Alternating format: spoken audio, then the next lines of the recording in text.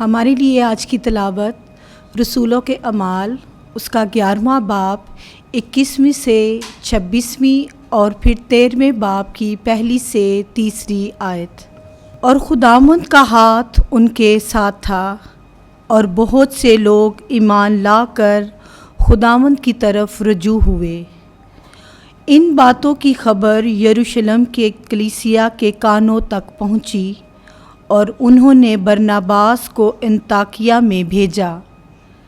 وہ پہنچ کر اور خدا کا فضل دیکھ کر خوش ہوا اور سب کو نصیحت کی کہ دلی ارادے سے خداوند میں قائم رہو، کیونکہ وہ نیک مرد اور روح القدس اور ایمان سے معمور تھا، اور ایک بڑی جماعت خداوند سے مل گئی۔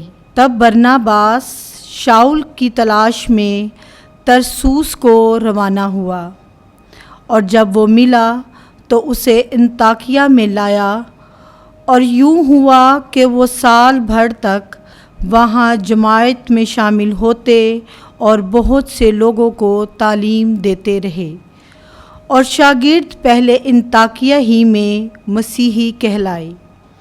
اور انطاکیہ کی کلیسیا متلقہ نبی اور معلم یہ تھے: برناباس اور شمعون جس سے کالا کہتے ہیں، اور لوکیس کیروانی اور منہیم جو رئیس ربا ہیرودیس کے ساتھ پلا تھا، اور شاؤل۔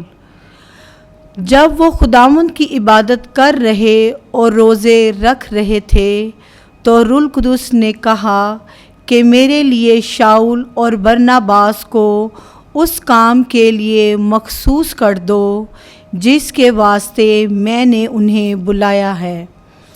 تب انہوں نے روزہ رکھ کر اور دعا کر کے ان پر ہاتھ رکھے اور انہیں رخصت کر دیا۔